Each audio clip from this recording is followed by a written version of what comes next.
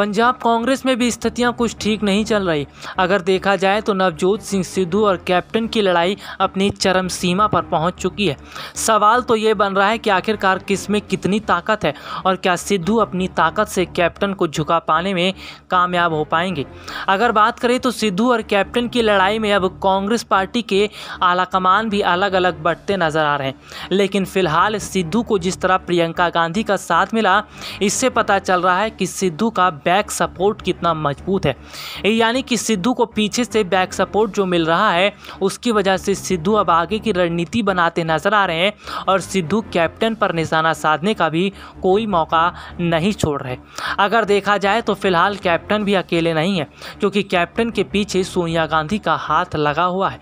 अगर बात करें तो कैप्टन सोनिया के करीबी नेताओं में एक माने जाते हैं, तो वहीं अब सिद्धू राहुल और सोनिया के करीबी नेताओं में माने जा रहे हैं। ऐसे में अगर देखा जाए तो सिद्धू और कैप्टन दोनों अपनी अपनी जंग लड़ते दिखाई दे रहे हैं, लेकिन इसी जंग की वजह से बहुत बड़ा झटका अब पार्टी को बड़े स्तर पर लग जाएगा। जी हां, आपको बता दें कि जिस तरह से देखने को मिल रहा है कि स्थितियां फिलहाल आपको बहुत ज़्यादा अलग ही देखने को मिल सकती है, लेकिन कहीं ना कहीं इस तरह की स्थितियां नज़र आ रही हैं कि फ़िलहाल हालात जो हैं वो अब अलग होते नज़र आ रहे हैं। कैप्टन और सिद्धू की लड़ाई में पूरी तरह अब कांग्रेस पिसती नज़र आ रही है। राजस्थान में भी सियासी संकट खड़ा है, तो पंजाब कांग्रेस की मुश्किलें भी कम होती नज़र नहीं आ रही। ऐसे में पार्टी आलाकमान सोनिया गांधी करे तो क्या करें और किन नेताओं को बुलाया जाए ताकि पंजाब के मसले को सुलझाया जा सके। हालांकि अगर देखा जाए तो फिलहाल राजनीतिक मसलों को सुलझाना इतना आसान नहीं होता है।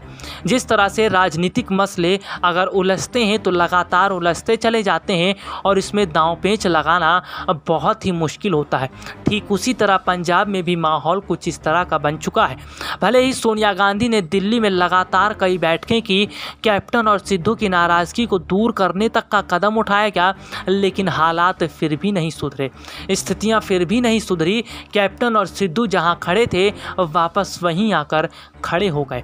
कैप्टन और सिद्धू एक दूसरे पर तंज तो कस ही रहे हैं, इसके साथ ही साथ अपनी राजनीतिक पकड़ को भी मजबूत कर रहे हैं। हालांकि अगर बात करें तो कैप्टन राजनीति के मजे हुए खिलाड़ी हैं और अगर देखा जाए तो सिद्धू से हारना कैप्टन इतनी आसानी से नहीं मान सकते।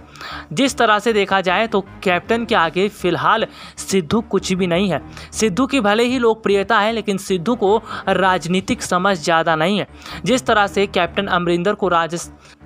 तरह से अगर देखा जाए तो कैप्टन अमरिंदर को राजनीति की समझ तो है ही, इसके साथ ही साथ उन्हें यह भी पता है कि चुनाव जीतना कैसे है और किस तरह की रणनीति बनानी है। तो फिलहाल सिद्धू जो है वो इन सब से परे हैं। यही वजह है कि अनुभव के मामले में कैप्टन सिद्धू से बहुत बड़े हैं और उम्र में भी बहुत बड़े हैं। हालांकि अगर बात करें तो फिलहाल सिद्धू ये बात मानने को बिल्कुल भी तैयार नहीं है कि कैप्टन उनसे बड़े हैं और कैप्टन जो है उन्हें राजनीतिक समझ अच्छी है।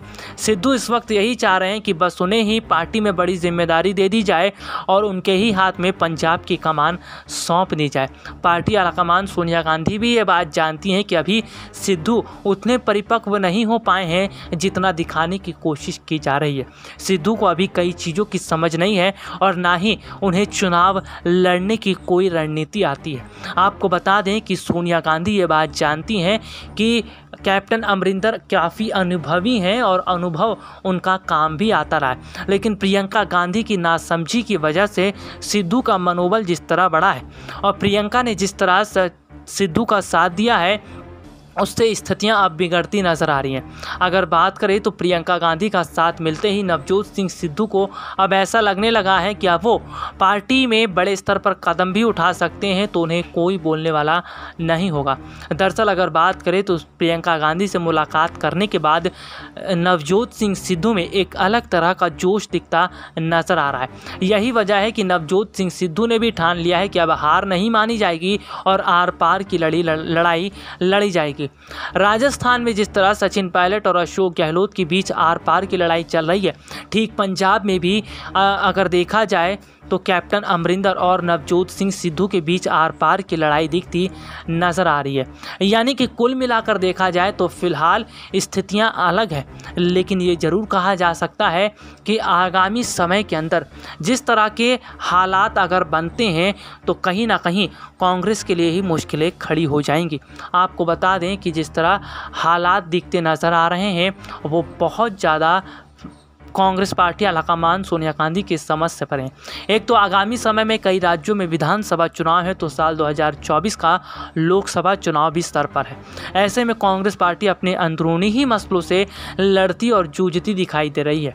कांग्रेस पार्टी जिस तरह से अपने अंदरूनी मसलों पर जूझ रही है, इसका साफ फर्क आगामी समय पर देखने को मिल सकता है।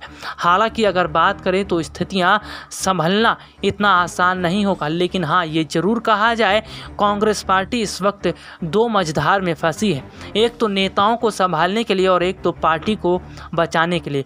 लेकिन कहा जाए तो 2014 के बाद से पार्टी आलाकमान सोनिया गांधी ने जिस तरह स्थितियों पर नज़र नहीं बनाई और जिस तरह पार्टी को संभालने का बड़ा कदम नहीं उठाया, इससे ही स्थितियां बिगड़ती चली गई।